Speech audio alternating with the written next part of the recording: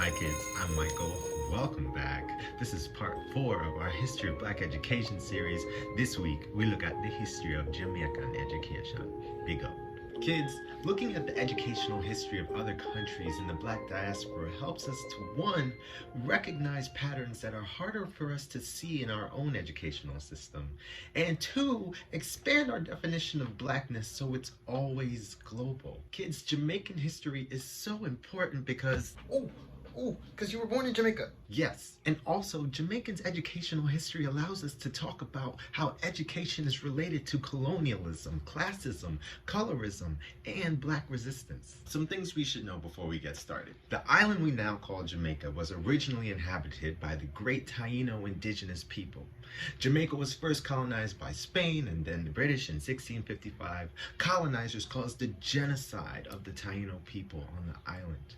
African slaves were captured and brought to Jamaica by the British to grow sugar and other stuff on horrible plantation death camps. Many slaves rebelled and ran away, creating maroon societies in the mountains, maintaining their African culture and fighting off the British. Great Britain officially ended slavery on the island of Jamaica in 1838. Throughout all of this, the schooling of Afro-Jamaicans wasn't a big deal. During the late 1800s, while the Civil War and Reconstruction was happening in the United States, Black Jamaicans began to demand economic, political, and social equality from their colonial leaders. It was around this time when the British were like,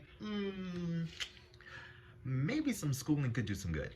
Schools were mostly led by the churches instead of the government. The aim was to teach Black Jamaicans just enough so they could be productive for the British elites, but never question those upper-class British members. Christian colonial education taught Black Jamaicans that their common language was bad, their people were uncivilized, their culture was inferior, and the British schooling was their only chance of success. Black parents in Jamaica would be jailed for not sending their kids to these schools. Sounds familiar?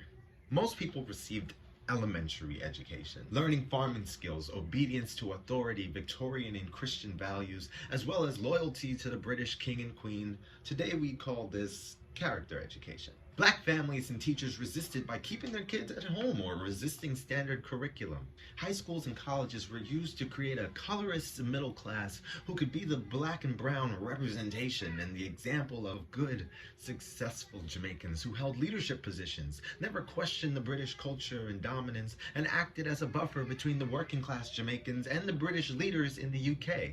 Even after independence. Jamaican scholar Stuart Hall tells us, schools like Jamaica College were designed to cultivate and conscript a British-oriented, subordinate, native elite. After 300 years of British colonization, Jamaica became independent on August 6, 1962.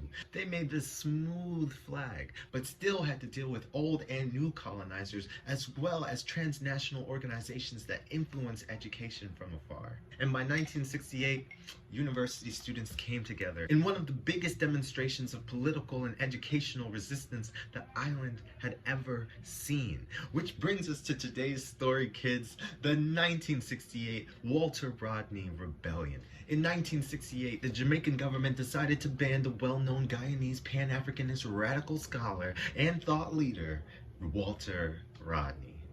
Rodney taught history at the University of the West Indies in Jamaica, and he also spent time learning and listening to the local people outside of the campus. He called out and taught students about the black middle class who continued to do the imperialist bidding of the UK. Through the manipulation of this media of education and communication, white people have produced black people who administer the system and perpetuate the white values, white-hearted black men. University of the West Indies students felt that the decision to ban Rodney from Jamaica was unjust and marched from campus to government buildings. On October 16th, 1968, the march escalated and ended up being one of the top 3 mass uprisings in Jamaican history. The students were not only resisting the ban, but also embracing Rodney's ideas of what black power and black liberation meant for Jamaicans and Caribbeans in general. They saw how even black and brown leaders in a majority black nation could still be anti-black, greedy, and imperialist. They also saw that education could be used for the continuation of colonialism or the liberation of marginalized people. Thanks for watching, kids. Today we learned about the history of Jamaican education. Look out for our class notes recap This is History Class with Michael. Remember, E is for everybody. None but ourselves can free our minds.